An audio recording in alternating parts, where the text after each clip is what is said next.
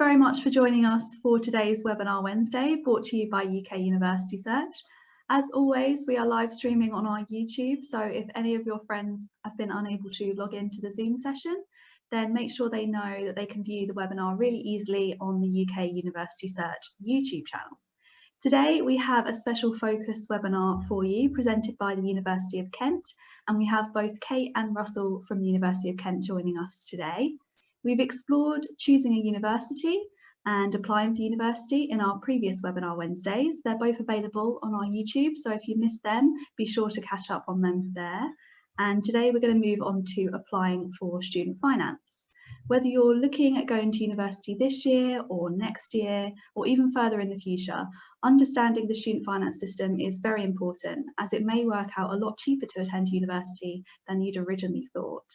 Today, the University of Kent are going to talk to you about the finance system. So that's tuition fee loans, maintenance loans, and what you'll need to pay back once you've graduated. We'll also be discussing how universities can provide you with some extra help with bursaries and scholarships. Today's session will finish up with lots of questions from you guys.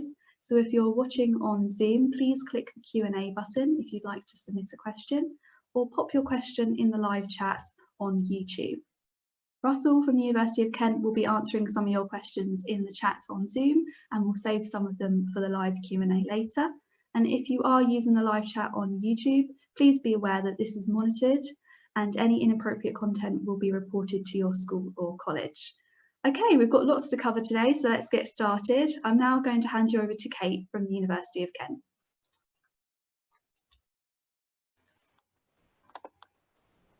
Hello everyone, hopefully you can see me okay. Like Megan said, my name is Kate. I'm a recruitment officer from the University of Kent. So our job is basically to update you guys and let you guys know of all the things you need regarding university to help you inform your decision kind of as best as possible. So like we said, we'll be going through student finance today, and I do have a presentation to run through with you. And like Megan said, if you have any questions going throughout the presentation on anything in particular, then just pop them down below and we'll go through them at the end, or they'll be answered as we go through. So let me just share my screen with you all. Hopefully this works okay.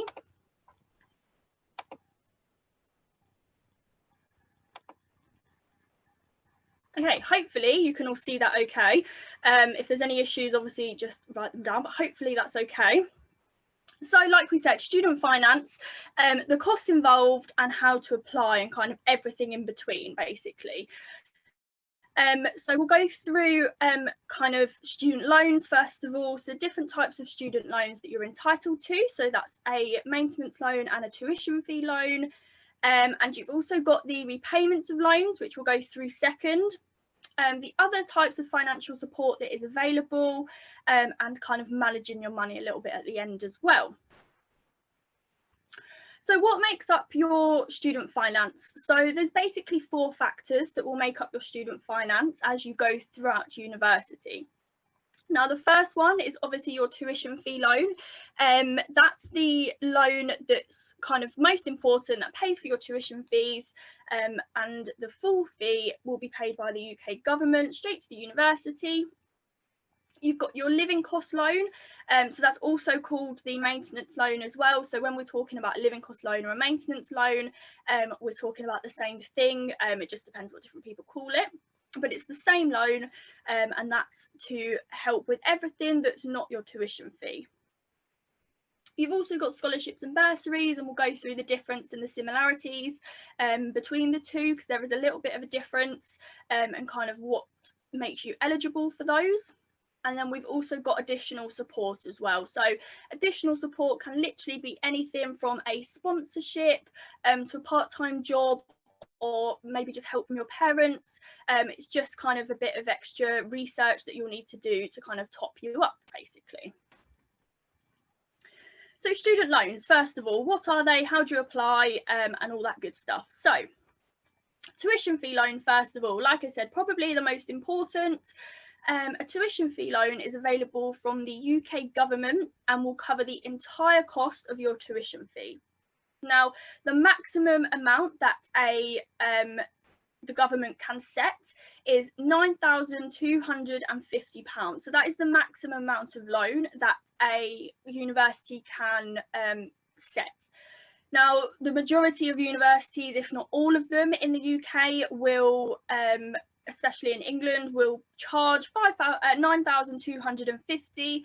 So the same for Oxford universities, Oxford and Cambridge, they still are only allowed to charge that amount, so it won't differ. And all UK home students are eligible to apply for this loan. Now, what this means is that it's a loan, like I said, paid by the UK government to cover the entire cost of your loan. You never see this loan, it doesn't get paid into your account, it gets paid directly to the university. So once you start university on your first day, your tuition fee will be covered because this is paid directly from the student finance company and paid directly to the university each year. So each year they will get a set amount, which is the 9,250, and that's how it's kind of worked out that way. So now you've got the living cost and the maintenance loan. So like I said, it's the same thing, just slightly different names, depends on what people call it. So this is also available from the UK government. Now, this is to help with living costs, obviously, clues in the name. But this can help you with absolutely anything. So it can be from your rent, it can be from your food, it can be socialising, it can be absolutely anything can be paid via your maintenance loan. Now, this is, like I said, available from the UK government, and it will differ depending on person to person. So unlike your tuition fee loan, where there is a set amount, it's 9,250 and that's it. This will vary dependent on person to person, and I'll go through how it will vary kind of in a moment. But all this is available to all full-time students who have resided in the UK for a continuous length of 5 years or more are eligible to apply for the loan. Now that can be, like I said, it's that criteria. If you think you maybe don't fall into that criteria, then there's more details on the student finance, but just as a kind of a blanket rule, that is who is eligible. Now, all of those that are eligible are all entitled to some kind of loan, whether that's kind of the maximum amount or the lowest amount that is possible. You're all entitled to some money, which is a good thing. But like I said, it does vary dependent on personal circumstances. Now, you've got 65% of your maintenance loan is non-means tested, which means the 65% everybody is entitled to. And then the last 35% is means tested. Now, what that means is that it's based on your household income.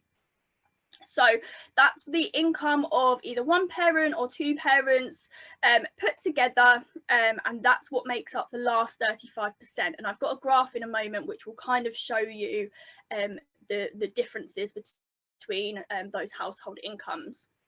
And like I said, this loan is paid to you rather than to the university. So this loan is paid to you in 3 instalments, either the winter, so the autumn or the winter term, so from September to December, then you get one after January, and then you get one after in summer as well.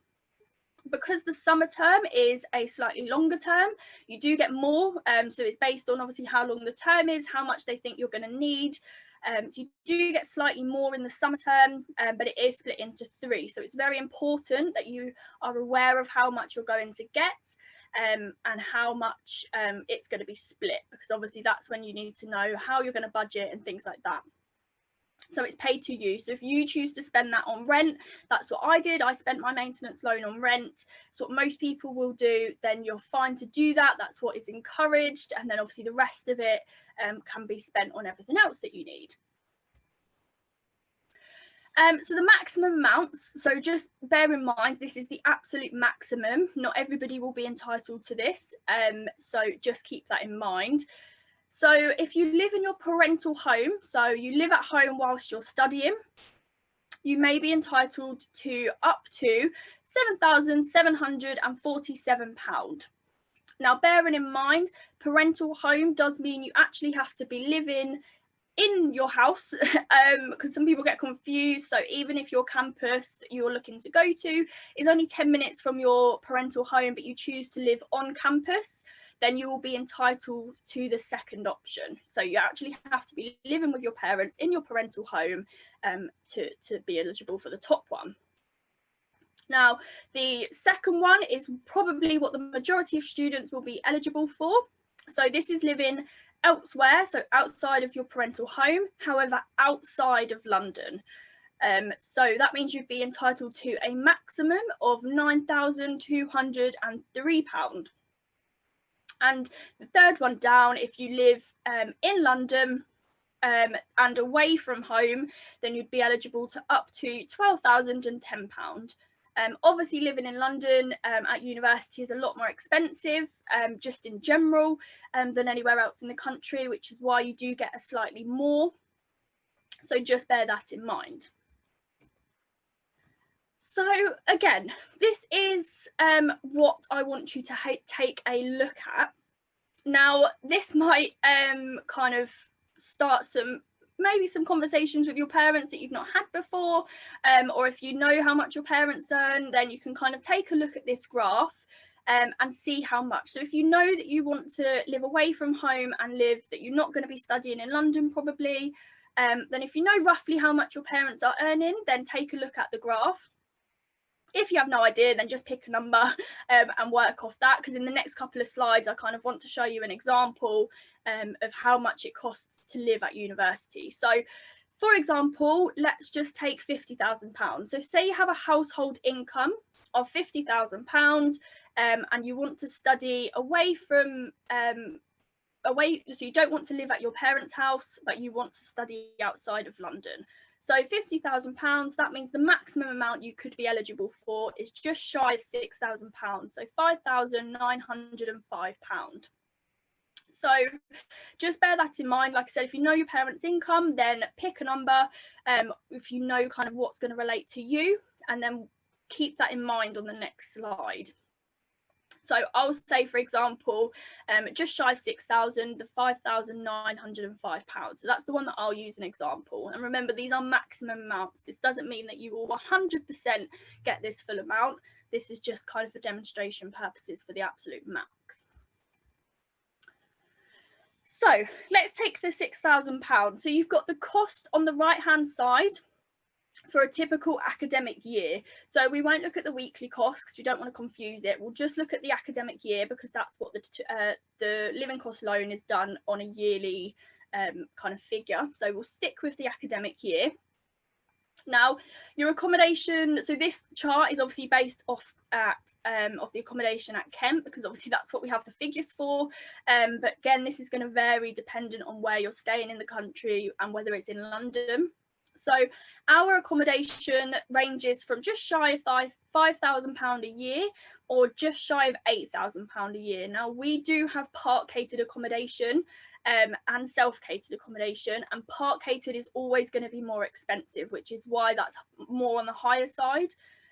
So again, if a university doesn't offer park catered, then it might be slightly cheaper, but that's something you'll have to research yourself as you're going through. Now, even if we take the lowest amount, which is just shy of £10,000 for the entire year, this is including, as you can see, your accommodation, your food, your socialising, any societies, your phone bill, absolutely everything that you can think of. But obviously this is going to vary dependent on whether you pay a TV licence, whether you pay for your phone bill, how much you're going to go out. You know, this is a very, very average, and it's not going to be the same for everyone, obviously, for obvious reasons. But for example, on the lowest column, I should say, it's £10,000 typical cost for an academic year, including your accommodation. Now, with the example that I took from the previous slide and the example that you guys have taken, or if you know, like I said, if you knew what your parents' income was, then just take a look at how much it's going to cover. my maintenance loan or my living cost loan didn't cover the cost of my rent, so I had to make up the rest of my finances. And that's the story for a lot of students who go to university. A lot of the time your living cost loan won't necessarily make up the rest of your finances, and it's very, very important that you're aware of this fact before you go to university and before you make the decision.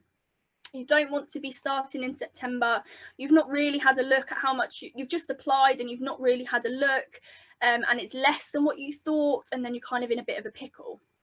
You don't want that to be the case. So research is kind of what I'm going to drill home to you in this presentation.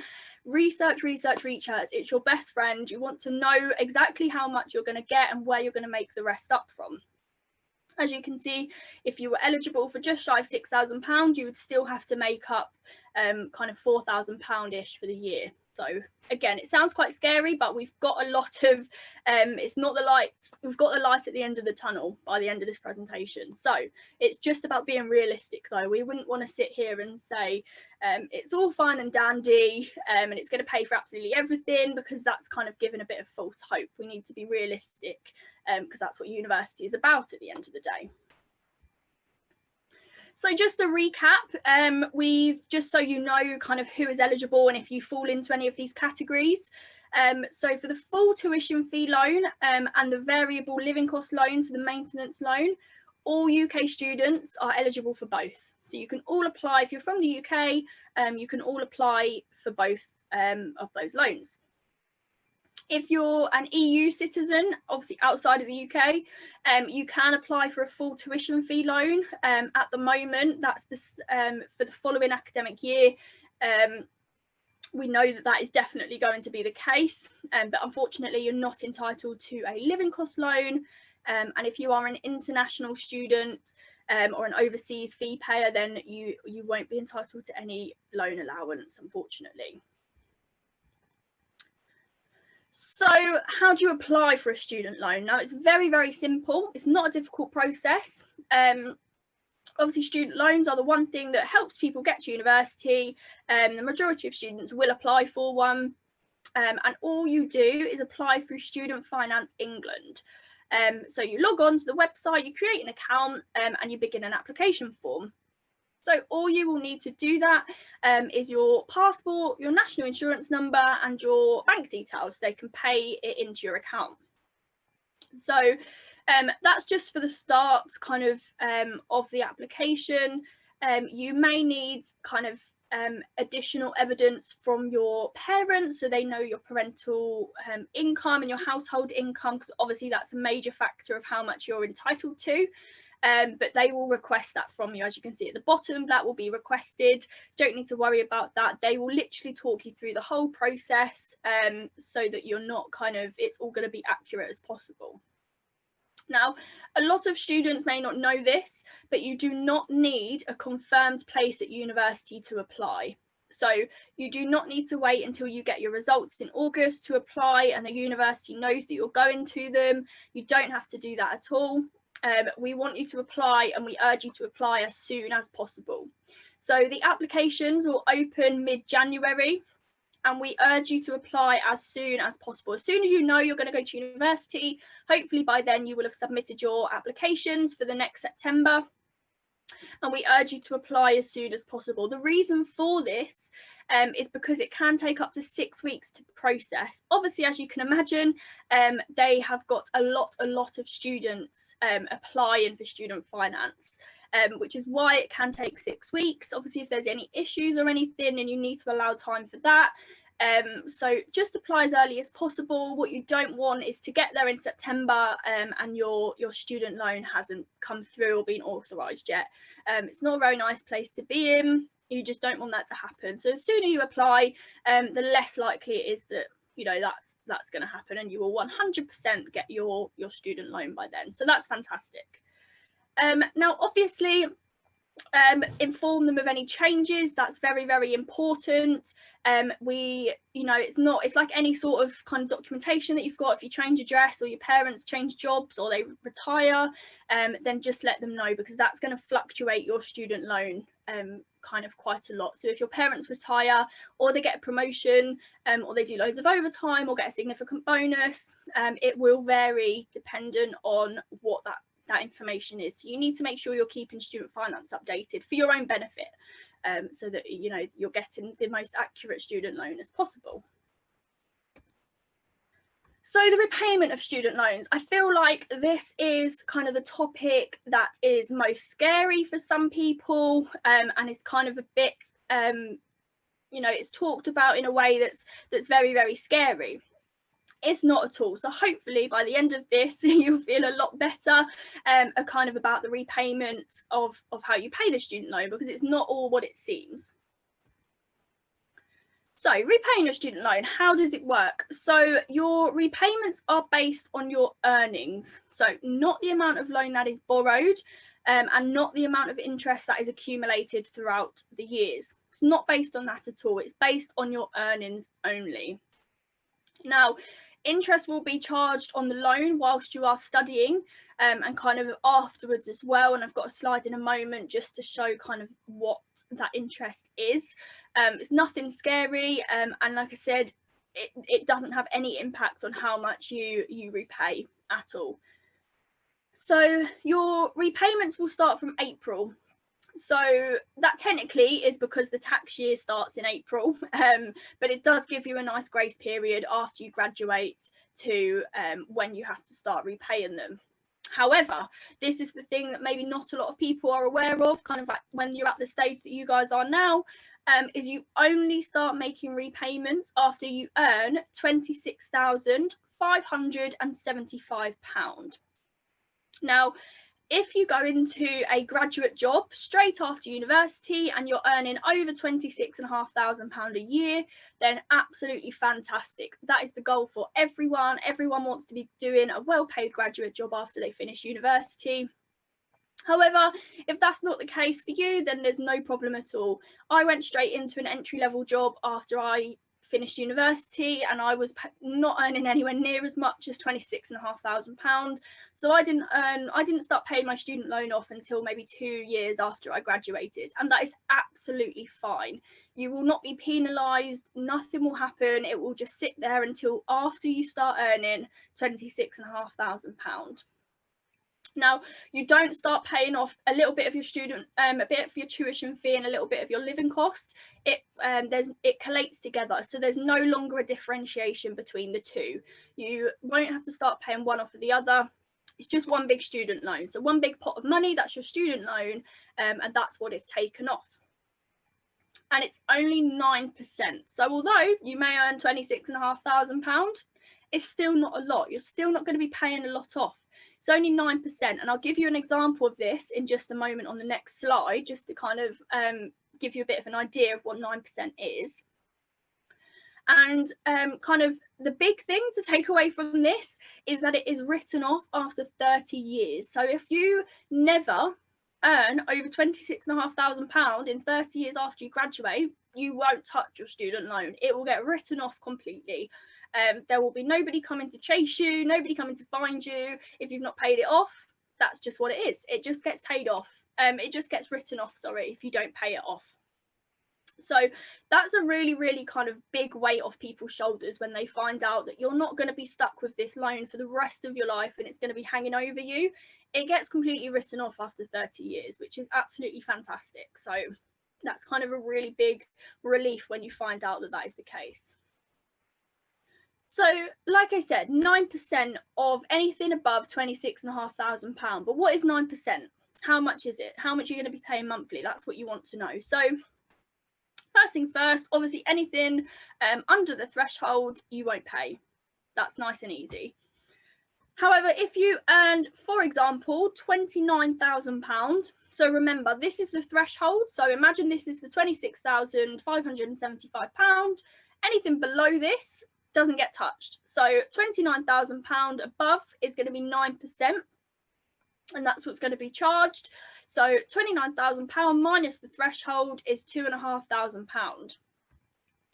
What is 9% of £2,500? It works out at £218.25 per year, which is only £18 a month.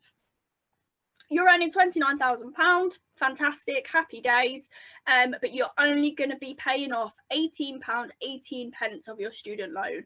And I don't know about anybody else, but my Netflix or my phone bill is a lot more than £18 a month. So when you're earning that amount of money, you can afford £18 a month. It really isn't going to be a big dent in your salary. So you probably won't even notice it. So it's not going to be this massive chunk of money that you're missing out every month once you've started earning a decent wage. It's just not going to be like that at all. So we'll do the example again with £32,000. So if you're earning a salary of £32,000, you minus that, so minus the threshold, that comes to £5,425. So 9% of that is £488 per year, £40 a month. Again, if you're earning £32,000, you won't even notice £40 a month. Again, my phone bill probably comes to that, including my Netflix and things like that. So you really will not notice it. And it's not a big chunk of money. I know a lot of people get, I was as well, like before you know all of this information, you're a bit worried when you start earning. Is it going to take all of your salary? Like, is it even worth it? But as you can see here, like it's really not a significant amount that you're going to be paying off. So it's absolutely fantastic. It's a brilliant scheme. It means that obviously it's, you know, everybody is entitled to, you know, to this, and it's just fantastic that's, you know, given. So is it worth it? That's the question we kind of hear an awful lot. Is university worth it? All this debt you're going to be in, you know, is it even worth me going? As you can see, if you're earning £29,000, £18 a month is nothing. So when you look at this graph, we'll go for the green £30,000. So across the bottom is obviously the salary, so a yearly average salary, and then the blue line at the top is the amount owed. Now, again, not to scare anyone, this is the absolute maximum. If everything was maximum, this would what it would be. So this isn't going to be what it is for everybody. This is just the absolute maximum we've given as an example. So we'll use £30,000 as an example. If you earn £30,000 for 30 years, remember it gets wiped after 30 years. So if you continue to earn £30,000 for 30 years solidly, you will only pay off £9,248 of your student loan in 30 years. So when you look at the blue line compared to the top of the green line at the £30,000 salary, that white bit is free education. You will not have to pay. You won't have to make the money up. You won't have to find it from somewhere. Essentially, it's free education. That's just the way that it works, and it's absolutely fantastic. Obviously, the higher you go, the more you're going to pay off. But that's because if you're earning more, you're going to be able to afford to pay more off. That's the system, and it's a very fair system, and it's absolutely fantastic. So as you can see, it's essentially free education from how much you're going to pay off to the blue line. So brilliant. So like I said, I said I'd mention interest rates. It is quite complicated, and obviously it varies dependent on the interest at the time and things like that. So I won't go into it too much. Any budding accountants out there, then do have a look into it in more detail. But the interest is charged from the first day that you start your studying to the day that you repay it in full. Or the cancellation of your loan after 30 years. So as you can see here, so the retail price index, obviously the rate of UK inflation at the time, plus 3% whilst you're studying. And then from the income, as you can see, it kind of varies dependent on what it is you're earning. It is also worth noting at this point as well that you will only your student loan is taken out automatically. So like your tax or national insurance is taken out of your paycheck, that's exactly how your student loan is taken out. You never see it. It doesn't go into your account and then go halfway through the month and you're like, oh, where's that money gone? It's taken out automatically, so you never see it. It doesn't impact. It's not like a direct debit or anything. It's automatically.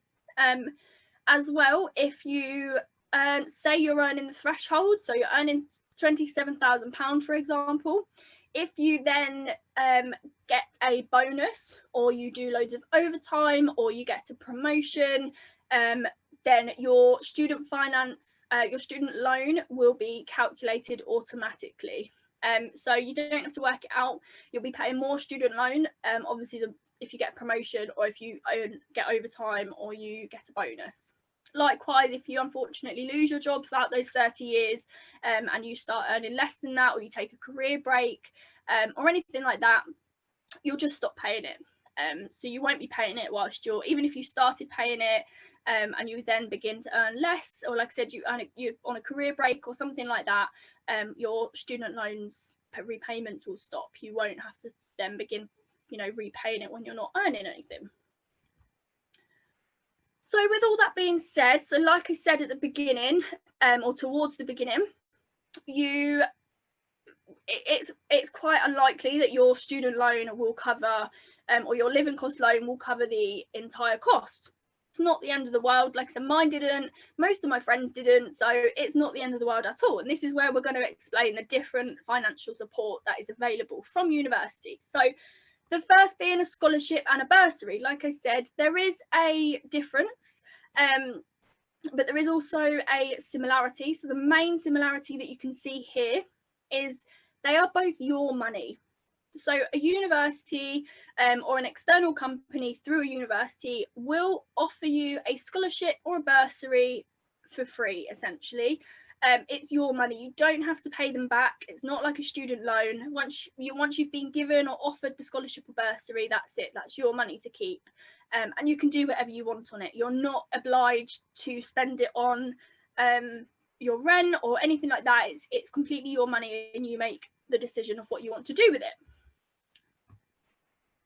So what's the difference? So it's not a very large difference, but there is a difference there. So a scholarship will typically be in your control. So a scholarship is something that is controlled by academic merit, or a sporting achievement, or a musical talent. So if you play an instrument, or if you sing in a choir, things like that. So a lot of universities will offer the majority of these scholarships, and again, it's about research. Like I said, research. If you know a university, or you know that you have been playing rugby for 10 years and you know you're fantastic at it, then have a look if the university that you want to go to has a rugby scholarship or a sports scholarship that allows you to play rugby. It is worth noting that some universities will ask for something in return. So although you don't have to repay the money at all, if, for example, we'll use the rugby example, if you play rugby and that's the reason you've been given a sports scholarship, they may ask you to play in the rugby varsity team whilst you're at university, and go to training sessions and kind of represent the university. Same as a music scholarship. If you're in a choir and you sing amazingly, and that's why you've been given the music scholarship, then they may ask you to be a part of the choir. So it is just worth noting that and finding that out before you accept, because obviously with time management and things like that, you need to know how long you're going to be asked to do training for and things like that. But it's a fantastic opportunity, and something that if you think you might be entitled to it or eligible, then 100% look it up, because it's a lot of money to miss out on if you are eligible. Same with the bursary. Again, research if you think you're entitled. However, these tend to be more focused towards financial need and personal circumstance. Now, this can be maybe a low-income household, underrepresented groups, or even location. And what I mean by location is that some universities will offer a bursary so your local university may offer you a bursary if you've lived in the area for 15 years, for example. So things even like that, people can have bursaries for, and universities do offer that. So again, if you think you may be eligible, then just have a look on the website, because they'll all be listed on there. Now, I will give you some examples of the Kent scholarships, obviously because they're the details that we've got. But like I said, a lot of universities will offer this. So just for an example of the type of scholarship that is offered. So we've got the Kent Scholarship for Academic Excellence.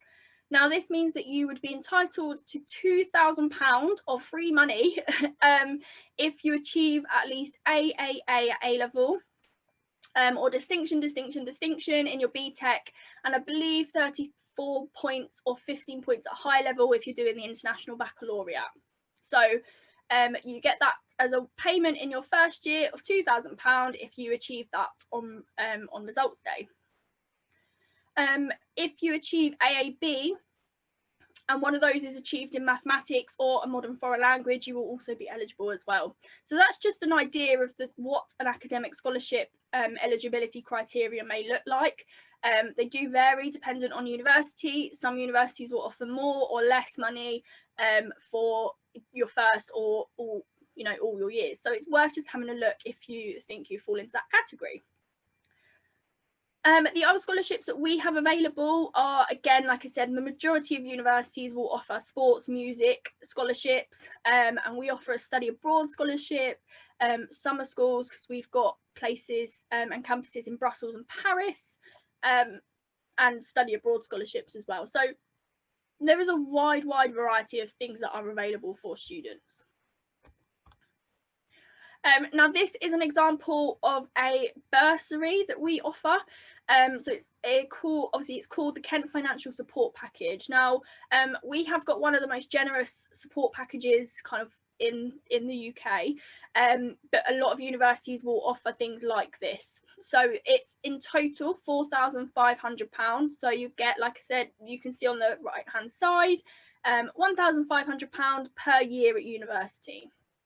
And you're eligible for this if your household income falls below £42,875 per year, and you satisfy some other socio-economic criteria.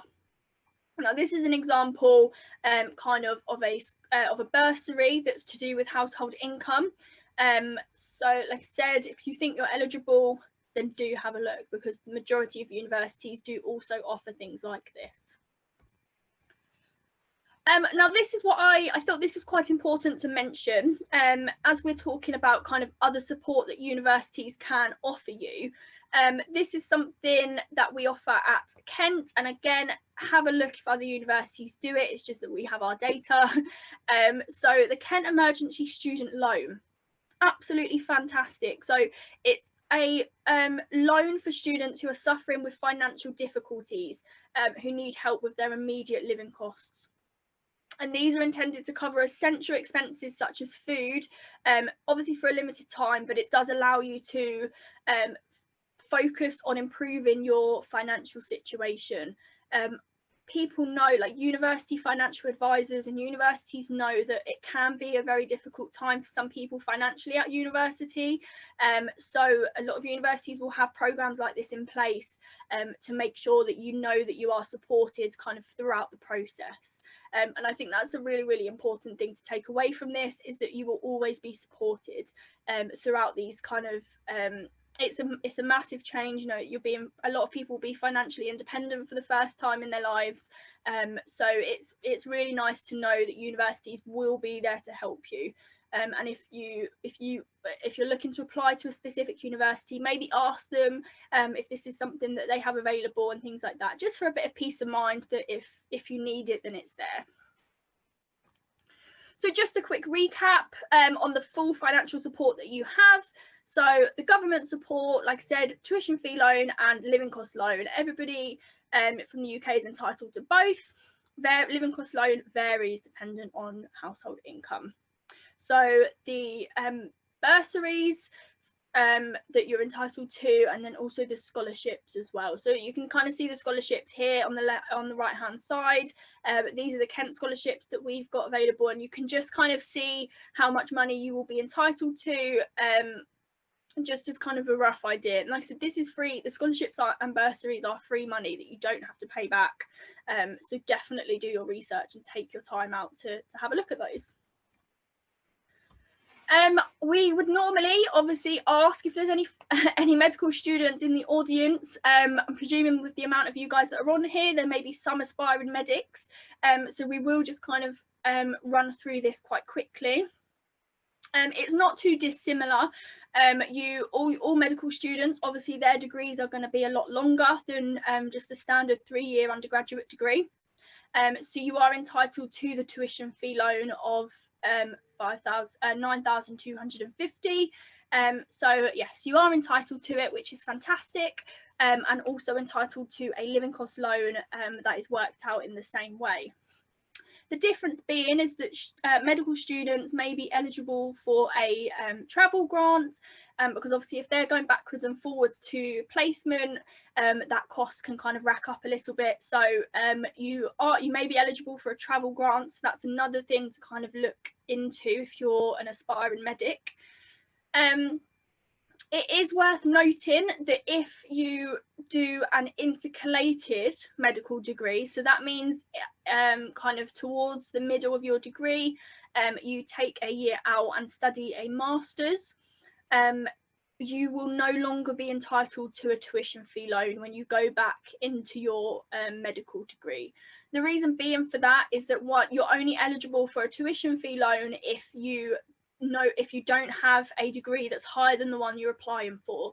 So obviously if you've taken a year out to do a master's, once you come back you will then have a degree that's higher than what you're asking for the tuition fee loan for. So it is very important to bear that in mind.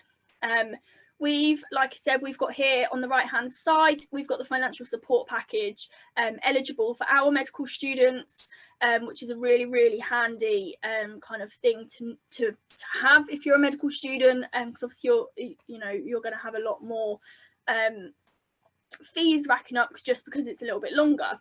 But you are all entitled to the student loan, so it's really important to know that. And different medical schools will have different kind of bursaries and maybe scholarships that you're entitled to. So managing your money. So as we said, probably the first time people are going to be financially independent, and it's just a learning curve for everybody. Anybody that tells you otherwise is probably lying or telling fibs. It is a big learning curve for everyone, and that's part of the beauty of going to university, is that you have this kind of financial freedom for the first time, and you get the chance to experience that. So we've just listed some do's and don'ts, kind of in general, that we suggest you kind of maybe sticking to. So in the do side, in the green side, we've got open a student bank account. Now, when you're opening a student bank account, you want to be looking for the terms and conditions. Obviously, read the terms and conditions before you take it out.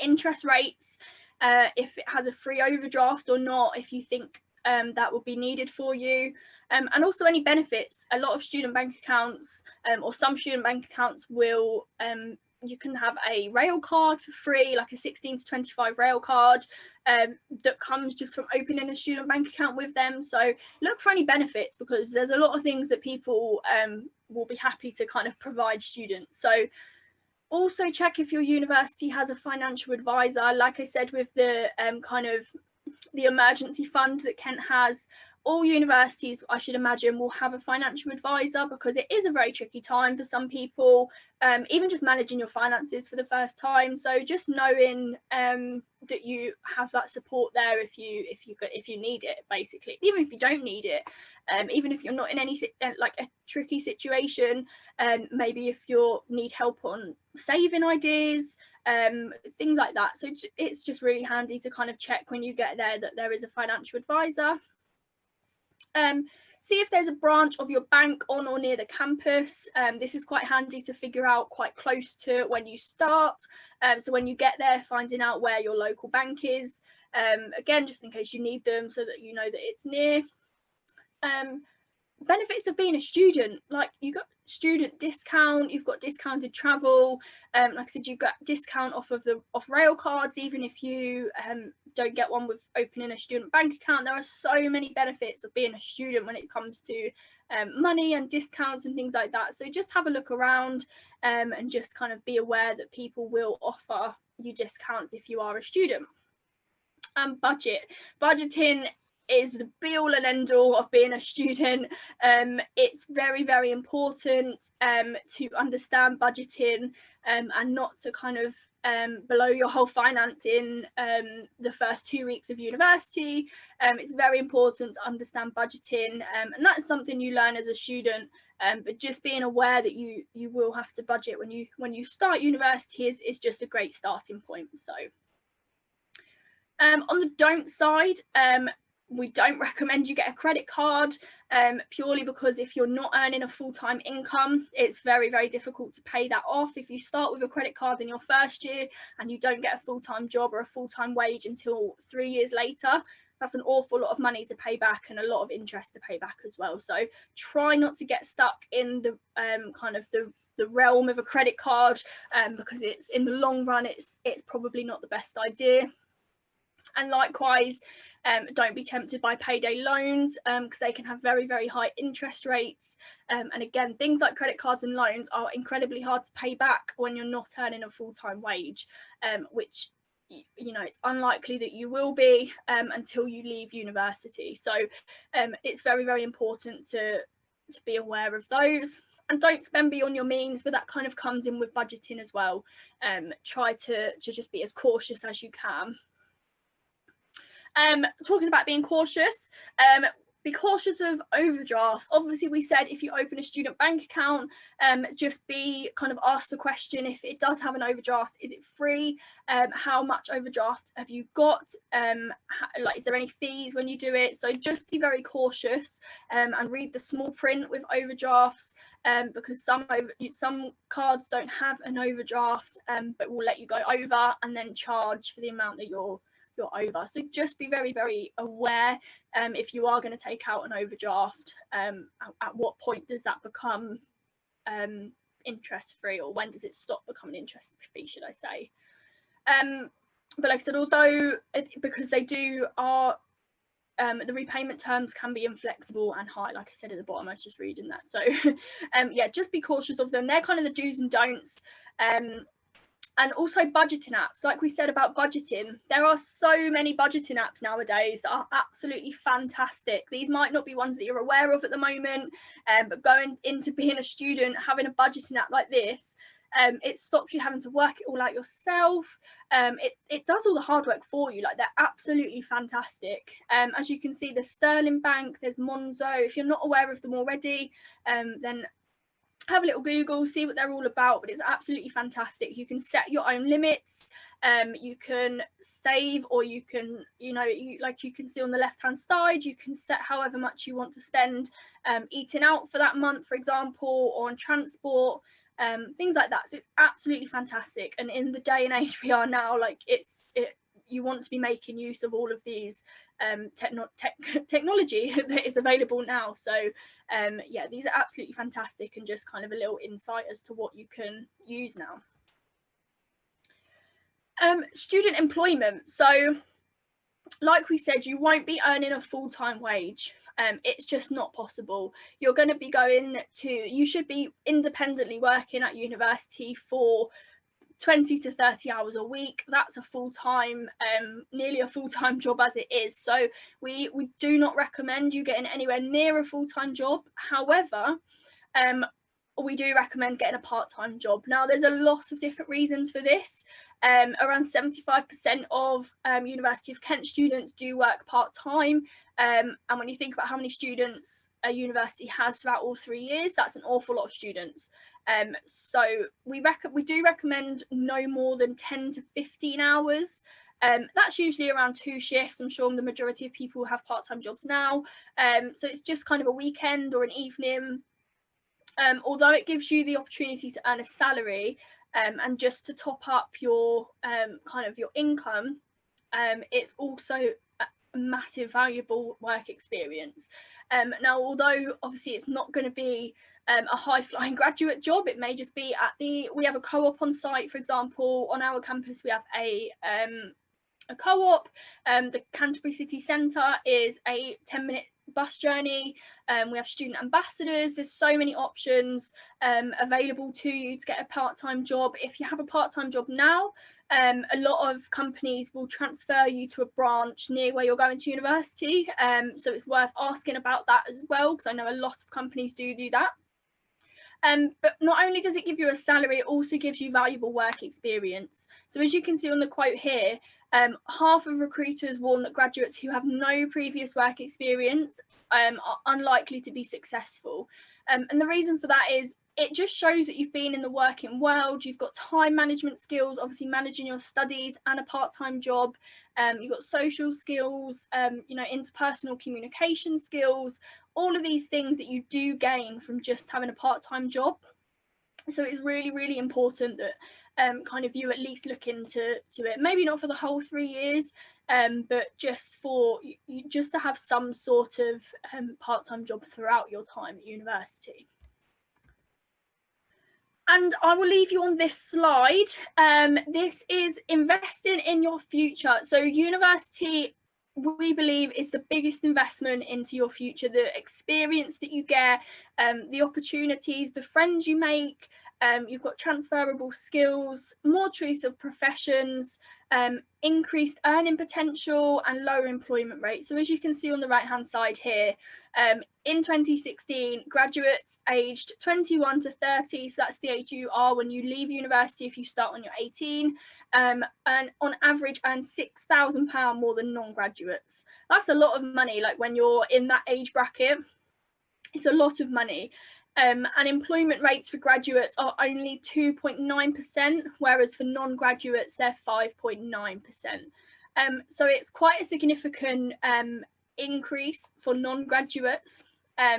So it's just a massive investment for your future. And like we've been through, the repayments are not as scary as everybody makes out them to be. There are so many opportunities for you to be able to fund your degree, and it's just a fantastic experience that, you know, we encourage everybody to at least think about, because it's really not as scary as it seems. So invest in your future and get the best experience that you can. University was probably one of the best things that I have ever done, and I wouldn't change it for anything. So amazing experience. So these are just a few websites. If you want to just take a screenshot or a picture of these, just to have a look in a little bit more detail, just for any other financial support or any more detail on what we've been through, then please do so. And like I said, Google is your best friend and research is your best friend. So just have a look and be prepared when you go. So that is everything from me. So I will stop sharing my screen, and I believe we're going to go on to a question and answer now.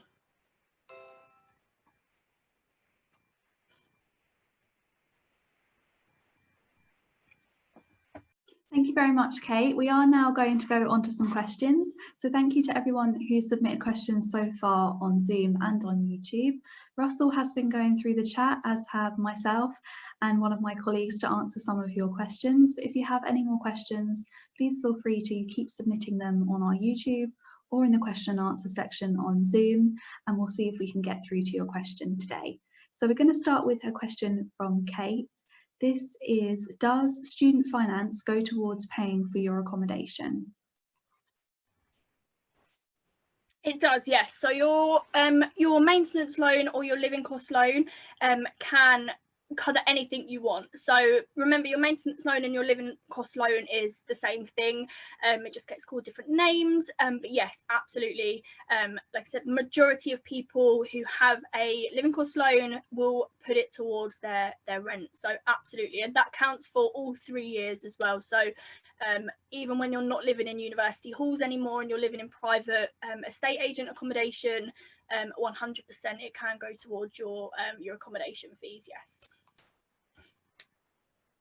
Thank you very much, Kate. Next up, we have a question for Russell. We've had quite a lot of questions along these lines today regarding how student finance is changing or will be changed due to the COVID-19 pandemic. So can you give us an idea of if the deadline is going to change for student finance this year and next year at all? Hi everybody. Yeah, at the moment there haven't been any major changes. So for new students who are going to university, hopefully in September 2020, the deadline is the 22nd of May. And for returning students to apply for student finance, that deadline is the 19th of June. Obviously, lots of people are thinking about maybe deferring until next year into 2021. You should always apply for student finance in the calendar year that you will be starting university. So that would really be my advice.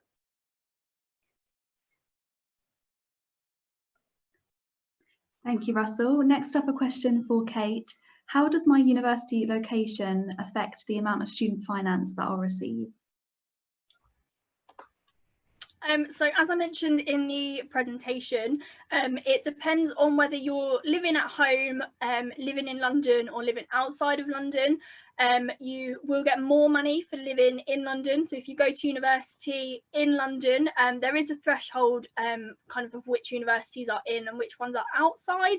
Off the top of my head, I'm not 100%, but if you have a look on the Student Finance website, it will show you exactly what universities count towards being in London. But if you're living outside of London, then you do get slightly less, obviously, because it's more expensive to live in London. And if you're living at home, then you will also get less as well. So if you're living in your parental home, I believe it's around 7,000. If you're living in London in university, it's up to about 12,000 and about 7,000 if you're living outside of London. So yeah, it does vary, but again, it just depends on where you want to go to university and if you want to live on campus or not. So yeah, it's worth just having a look. Thank you, Kate. Next up, we have a question for Russell. What should you consider when choosing a student bank account, and when should you apply for one? Yeah, so Kate covered this. She gave some really useful information. You definitely want to look into interest-free overdrafts while you're a student and how long that will last for once you've graduated as well. Terms and conditions, maybe rail cards, maybe look into whether the university you're hoping to go to has a branch on their campus as well. That's really useful. You probably want to apply for a student bank account once you have an acceptance letter from your university. Most student bank accounts will ask for some kind of acceptance letter, so you won't actually be able to achieve the account until you have that.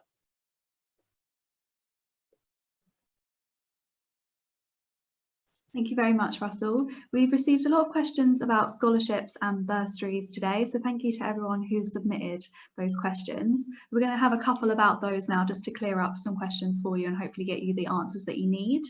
So for Kate, are scholarships cancelled if you fail to meet the requirements?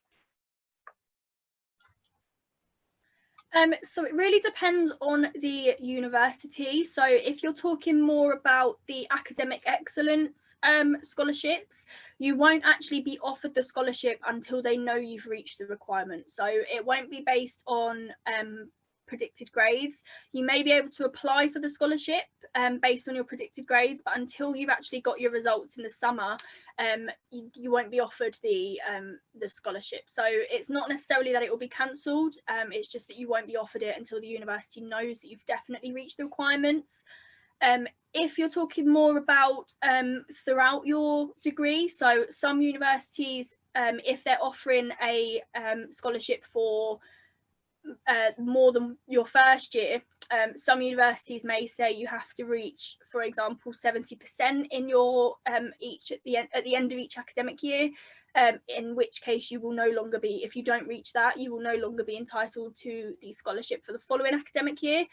Not all universities run like that, but again, it will be all in their terms and conditions. So depending on which one you kind of mean, it does vary. So it won't be cancelled, you just won't be offered it until you definitely get your grades in the summer. Thank you, Kate. Next up, one for Russell. Can you apply to more than one scholarship, and can you apply to a scholarship and a bursary? Yes, absolutely. There's no limit on how many scholarships you can apply to at a particular university. As Kate said, it's really, really useful to do your research, make sure you know exactly what you could be eligible for, but you aren't limited to any number of scholarships or bursaries. Thank you, Russell. Next up, we have one for Kate.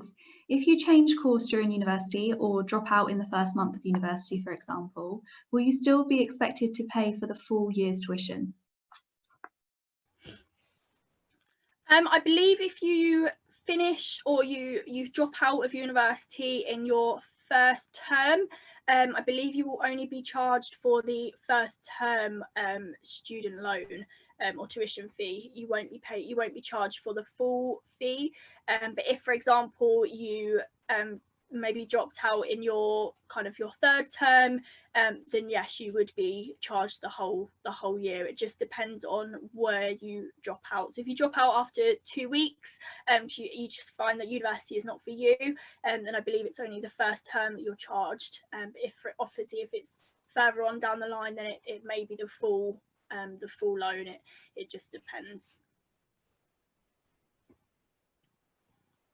Thank you, Kate. Next up, we have a question for Russell. So Kate advised definitely getting a part-time job while you're at uni. It's a really great way to get experience. But will this affect your maintenance loan if you do start taking additional income whilst you're at university? That can be the case. It would only be the case for a very small number of students. So you do have to sort of balance how much you're actually taking in terms of part-time work, which can affect your household income for the next academic year. So it's something to consider. Most students don't have an issue with this though, because they usually aren't earning enough to move into another bracket of the household income assessment. Thank you very much, Russell. So we've got another one for Kate now. Do you qualify for the full tuition fee loan and the maintenance loan if you're from an EU country and you have settled status?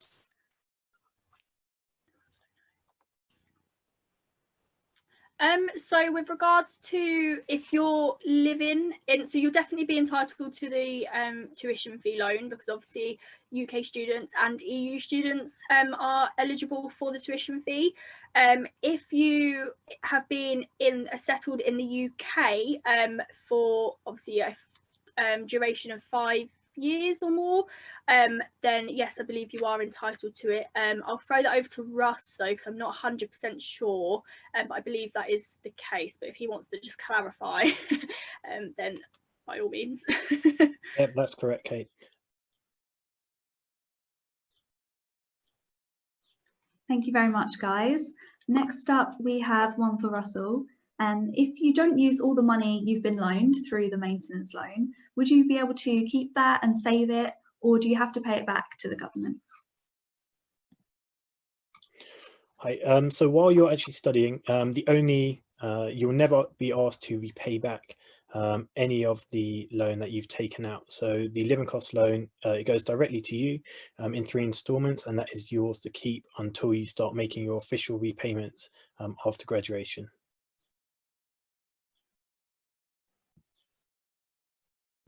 Okay, that's great. Thank you very much.